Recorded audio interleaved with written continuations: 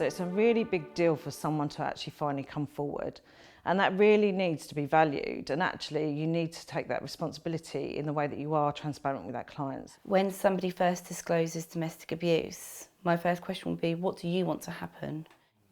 Where do you want to take this? What is the best way to manage this to keep you safe? It is all about listening. At the end of the day, that person could have been in this relationship for years. It's important that they're sort of signposted to where they can reach out for help. What's really important is that people don't automatically just reach out and phone the police, because that's not necessarily what's the best thing for the victim at that particular moment in time. The victim needs to have some choice in what's happening.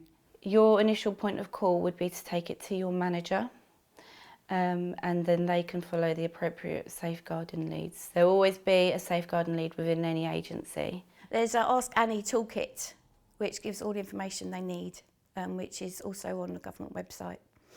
And that gives them everything they need to be aware of, training information, and then what to do in the event that they are given information that they should report to safeguarding. They should have a list of domestic abuse services within their local area, but that can also be found within the Kent and Medway area on the Kent and Medway Domestic Abuse Services website. The key here is also to be confident. So when you're confident in talking to that customer or that client, it then promotes the confidence in them to be able to disclose to you.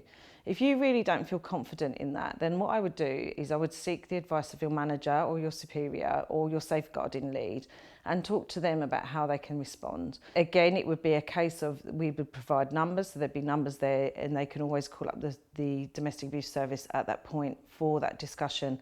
We could have that discussion over the phone and then we could take it from there. So not to feel alone. It's really important for that person who the disclosure has been made to establish potentially safe times to contact, whether it's safe to call, text, potentially, if there's maybe a third party that they could go through and contact that way. Only give numbers if it's safe for that person to keep those numbers, because if there's a partner outside waiting for them and they've suddenly got a number that's appeared, that might then create questions.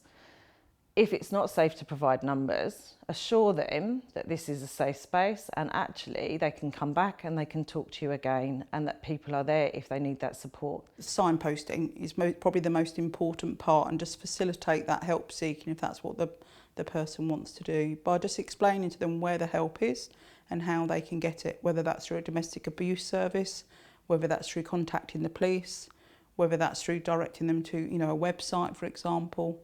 Whether that's allowing that person to stay at that pharmacist while that help is summoned or somebody is called to come and collect them.